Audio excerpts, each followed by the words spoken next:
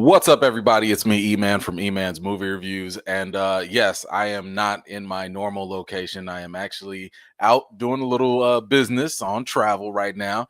And I apologize if there's any background noise or whatever. I guess they're doing construction outside of this hotel. But, there was no way that I could not talk about the finale of Obi-Wan on Disney Plus.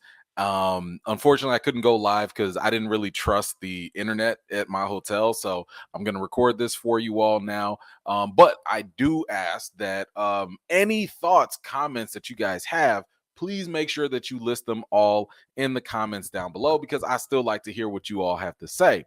So I'm just going to kind of give you my reaction to the episode. I'll give you my review, my score, and all of that stuff. And I'll talk about the whole series as a whole too.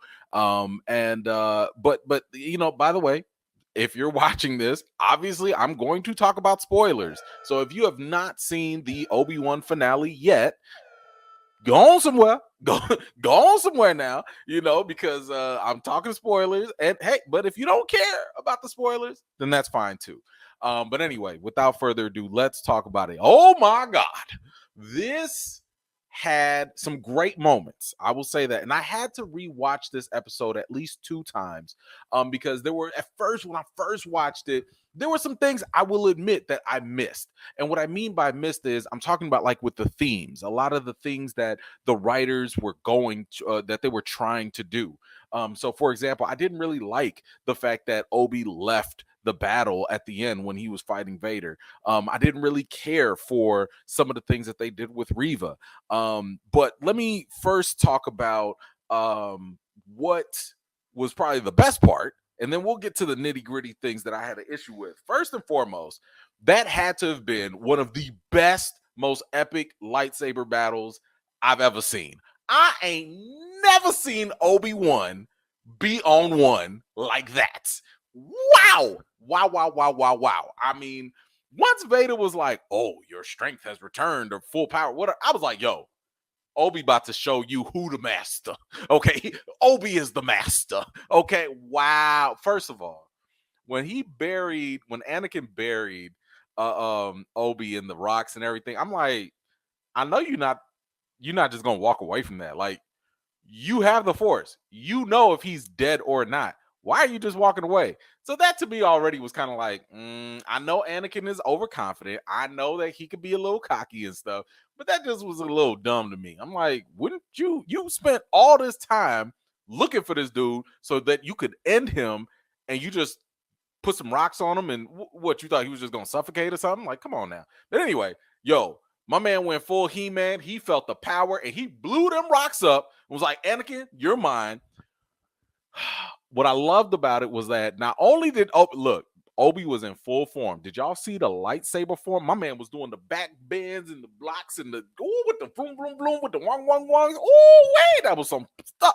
When he raised them rocks, them boulders behind him was like, oh, I was like, okay, Obi, you showing off now. Obi, you showing off. Do that thing. And it was so funny because I'm sitting here thinking to myself like, Anakin should be able to do the same thing, but I guess, whatever. This is Obi's show, right? This is his time to shine. So he was doing the thing. I love it when they use the Force while they're battling, right? Like, I love the fact that we had, them fighting, using their lightsabers, but at the same time, you saw Obi throwing them boulders at him, just throwing them off a little bit, Ooh, and then when he started playing dodgeball with Vader, Vader couldn't handle that. He didn't want them. He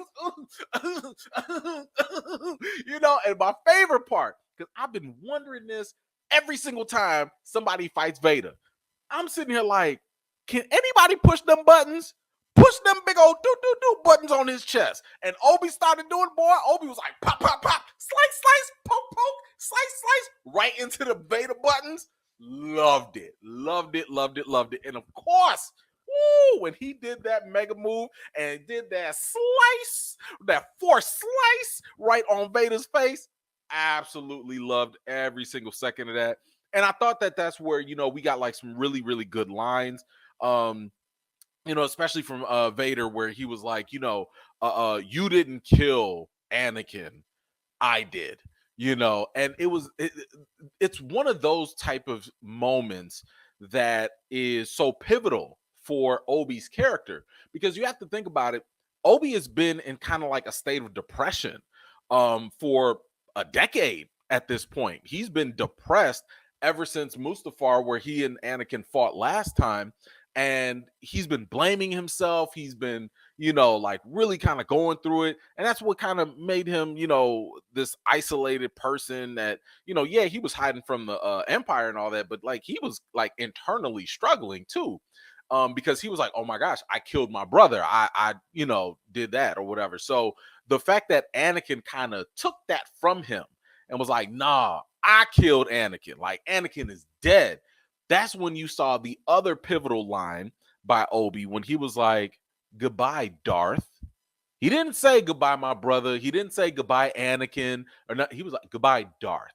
And that is some really good thematic writing for Obi's character, because that was the indication that he actually overcame all that depression, all that guilt, all that everything. He's like, yo, it wasn't on me. It was always on Anakin. Like Darth killed Anakin. So he can free himself from that at that point. So, this was obviously something that later on played a continuation of another theme, which was Obi showed him mercy, right? And that mercy is definitely something interesting because now I'm gonna tell you, first of all, Obi leaving Darth Vader alive is great for Obi, right? I'm gonna tell you why it's wonderful and why it's whack at the same time. All right, so let's talk about why it's wonderful. Obi was able to demonstrate a level of mercy that, later on we find out that mercy is what separates, the Jedi from the Sith. That mercy is what separates the light from the dark. The fact that he's like, yo, you've been doing all this terrible stuff, and, like, yes, you deserve to die. Where's Sam Jackson? Yes, they deserve to die, and I hope he burns in hell. Like that. that's what Mace Windu would be saying, right? With Obi showing mercy to Anakin like that, it shows that, like, yo, I'm better than you. I'm above you. This is the real high ground, right? And that was a very pivotal thing, obviously, later on for Reva as well, and we'll talk about her in a second. But it was also that blockade that was happening for him emotionally and mentally that prevented him from seeing his master, which we saw later on with Qui-Gon finally showing up. Because what did Qui-Gon say? Qui-Gon was like, you were not ready to see me. Your mind was like clouded. Your force was a little dirty. You need to wipe that up a little bit, and it was essential for him to get over that hump, get over that blockage, with Anakin, in order for Obi to be free, to really move forward in his life. So that was great that he did that. And hey, shout out to Obi for overcoming personal challenges, right? But let me tell you why that's whack. Let me tell you why it's a little conflicting. Because here's the thing. Obi's job as a Jedi, what do they keep talking about? Oh, it's my oath as a Jedi to defend the weak and to defend people and blah, blah, blah, blah, blah. That's your job. That's your one job. Your one job as a Jedi is to protect people. But because you showed mercy for your own selfish reasons, because they were selfish, you needed to kind of do that for yourself. Hey, shout out personal growth. But at the same time, you let the most villainous, evilest, just meanest dude in the galaxy alive to go killing people and be a whole menace for another couple decades. You had one job. Your only job was to kill and stop the dark side, and you let the number one, number two man just live? Just live? You broke your own Jedi code, in my opinion. So yes, I am going to hold Obi-Wan accountable for the fact that he could have, not once, but twice, because the other time he could have stopped Vader is if he had teamed up with Reva instead of using her and setting her up for failure. or death, whichever one. Y'all don't. I told y'all Obi got a bad record with women. What was it? Satine from Mandalore. Just yeah, I love you and all that, but bye. Okay, just left her high and dry. And then Tala went and sacrificed herself only for Obi to give himself up anyway. Obi just letting her die. And then Reva, you just gonna use Reva like that? You just gonna have Reva? You're not even gonna stay back and tag team with Reva to stop and or kill Vader, but you just left her there just so that you could escape. Boy, I tell you, Obi got some issues. Listen, Obi is responsible for the rest of Star Wars.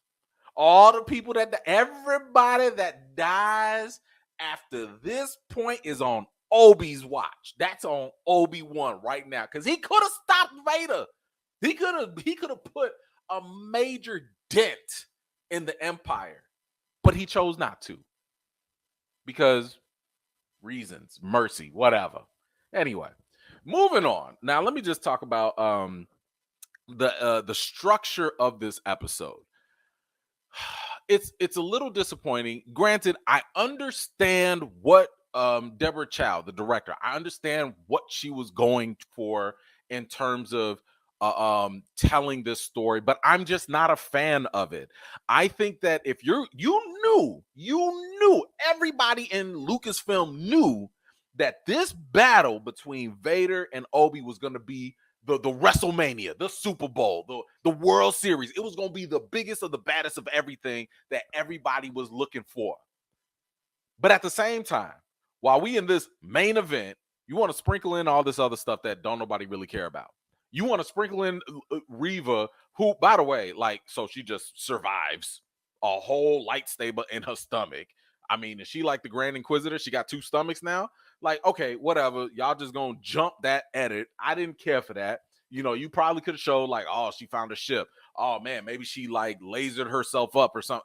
You could have showed us something. I know that she's still hurting. I get that, but I'm just saying the editing feels a little cheap because, and this is, by the way, another reason why I think this whole series was way too short. 6 episodes. Y'all could have done another episode. Y'all could have stretched this out a little bit, but whatever. We'll talk about that another time.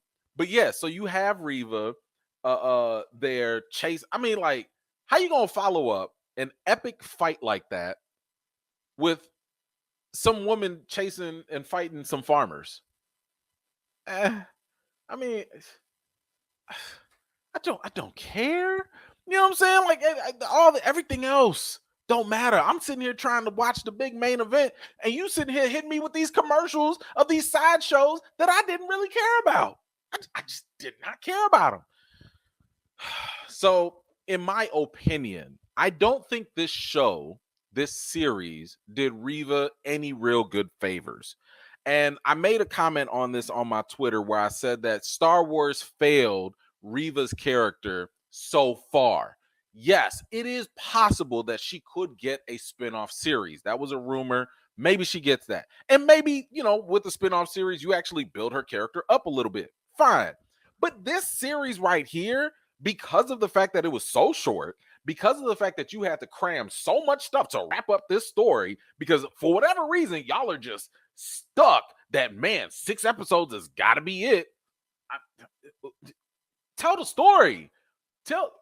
Give a little bit more meaning and development into the character, because if you know, and here's the other kicker. Let me hold Star Wars accountable. Y'all knew Lucasfilm, I'm talking to y'all knew that Reva's character, played by Moses Ingram, the Black Sister, y'all knew that she was going to get attacked by racist trolls online. Y'all knew that, and y'all knew it to the point where you even forewarned her about that. And if you knew that ahead of time, why wouldn't you make a more meaningful effort to give better development to her character? You knew people were going to come at her. You knew people were going to do. At some point, if you know, and here's the reason why I hold them accountable, because Star Wars as a whole, Star Wars knows how to invest in characters properly. Star Wars is the same property that can make audiences and viewers all over the world fall in love with a random android or some random little cute alien or something like that, or other characters. Y'all know how to make characters that people care about. You know how to do it. So in my opinion, I'm sitting here thinking like, wait, if y'all knew this character was going to be hated so much, shouldn't y'all give that character something epic, something dope, something that no Star Wars fan, nobody could debate was like weak or whatever? Like, shouldn't you have given her something meaty to like just with her character, with her writing, to really be like, man, even if I am racist, I like that character. Y'all could have done that. And look, anybody that's coming on here talking about, I told you the character was bad after you only watched the first episode and you was hating on it, miss me with all that, because I don't count all that criticism based off of one episode. You didn't like the character. I'm not even talking about the racists. I'm talking about literally the people that legitimately had an issue with her character in episode 1. I'm not taking that into consideration because you didn't have the full picture. Now that we have the full picture, now that we have all 6 episodes, now we can have all the context needed to make a great assessment on the character and her development. And I will say right now, for me, I don't think they did her character any favors. I think they did fail her character. Again, yeah, maybe they'll set her up later. Maybe she'll become some, Ahsoka light version down the road. I don't know. I hope for the best for her character, but I didn't like it. And let me tell you why. The part where we knew that she was a youngling, right? And as a youngling, she saw that Anakin like killed everybody and all that stuff. Okay, I get that. The part that was kind of odd to me was she was willing to torture Leia. And let me make it clear here. I don't believe she knew that Leia or even Luke were Anakin's kids. I think she understood that Anakin might have been, Darth Vader, but I don't think she made the link that Leia was that. Because the thing is, she knew that Leia had a connection to Bail Organa, but at the same time, Bail was connected to Obi-Wan. Now, she did have a beef with Obi. So I'm sitting here thinking like, okay, are you trying to tell me that basically Reva wanted to torture, or she was willing to do this to this young kid, and I'm talking about Leia, and to Luke, to get back at Obi? Maybe. But even if that is the case, even if that was the reasoning that the writers wanted to give her, I mean, so Luke is the one that made you click? Luke is the one that made you realize, oh, I'm actually going to be just like Vader? Like, I don't know. That part to me did not feel authentically developed. I did not think that out of all of a sudden now you just have this turn. All of a sudden now it finally clicks on you. So it took Vader to stab you in the stomach? Like at some point, the fact that you've been tormented with this hatred for Anakin, it's not like you just now realized that you was a youngling and he's the one that killed you. It's not like you just met. You've been dealing with the fact that other younglings, your family, your friends have been gone all this time for years. You've been dealing with that for years.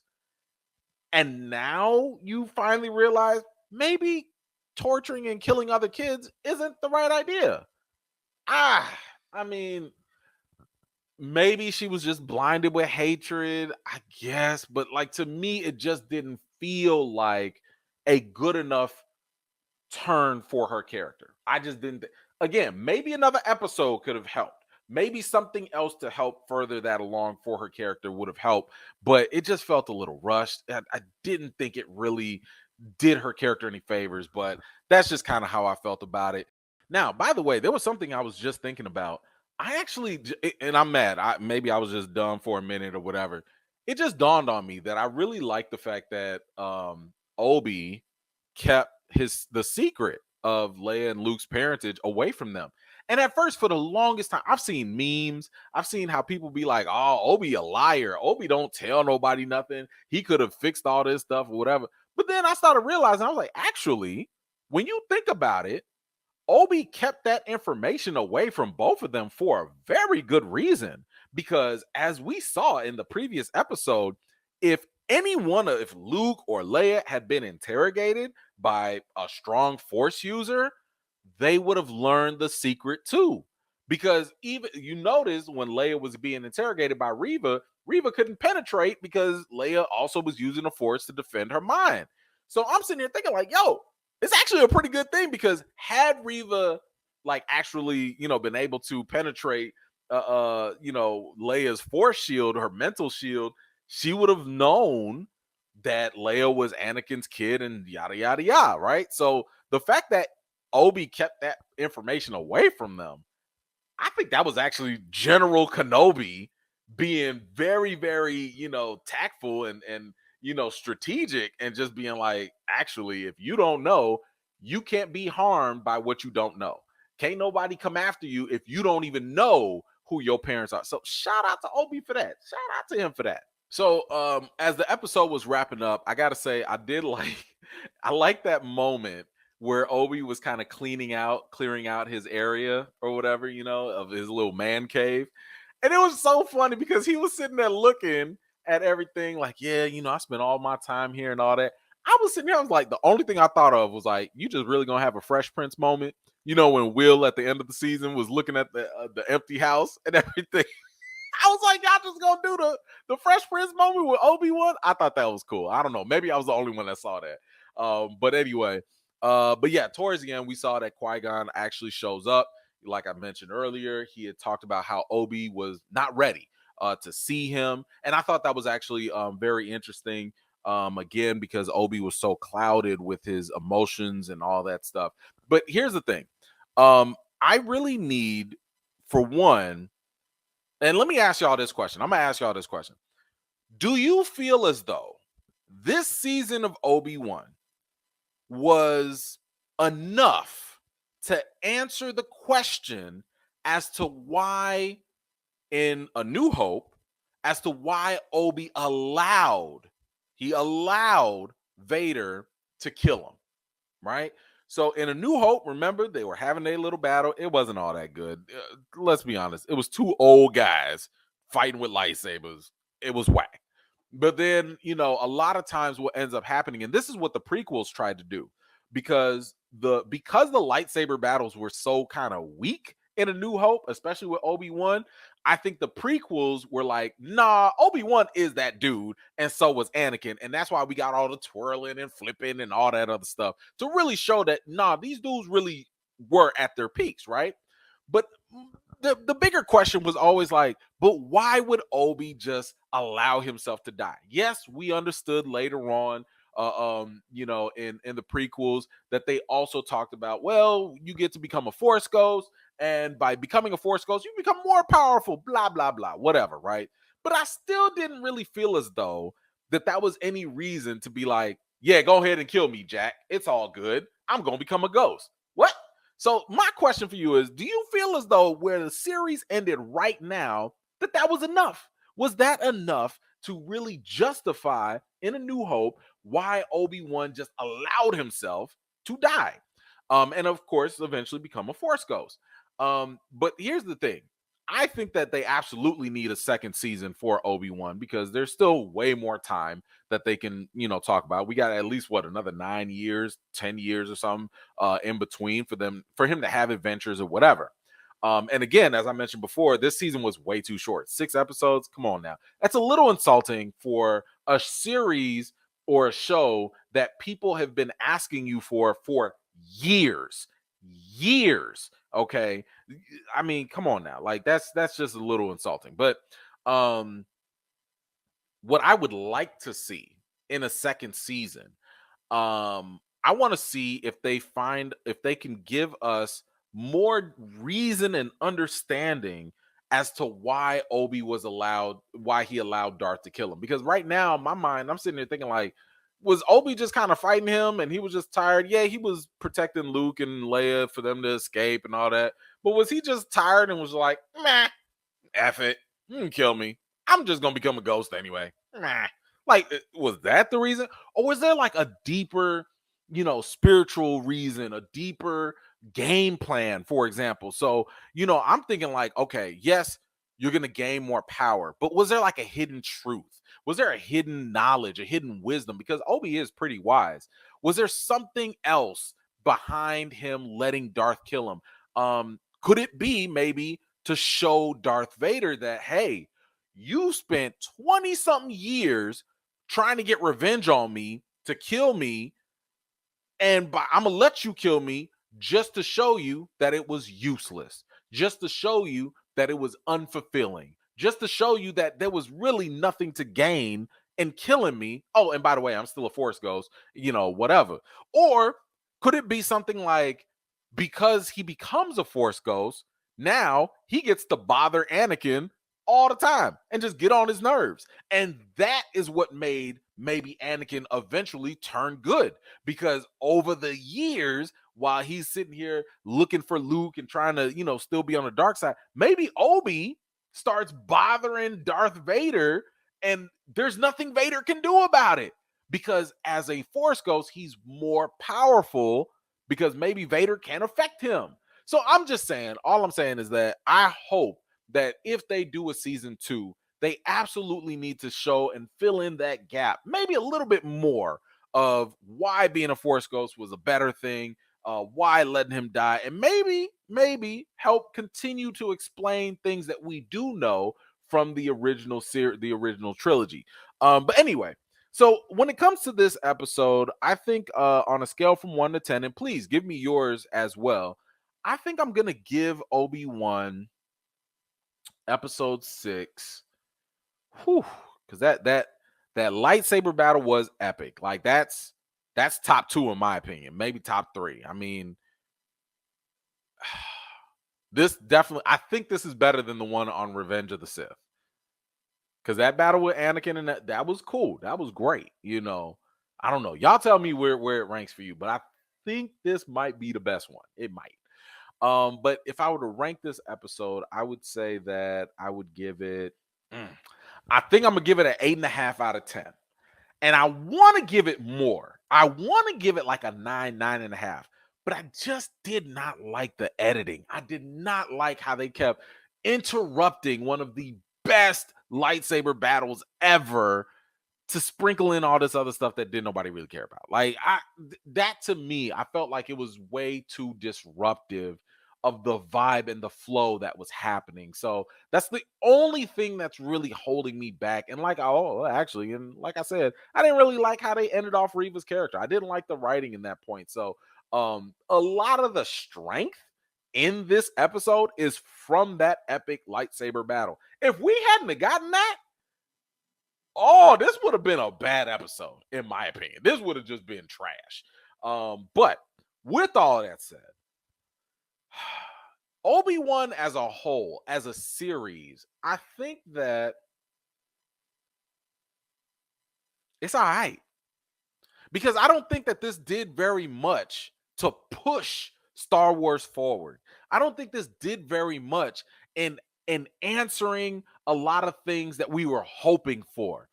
We had some great moments, but I don't think that this was like a great story. I don't think that this was a great narrative. I give it points for illustrating Obi's character and developing his character a little bit.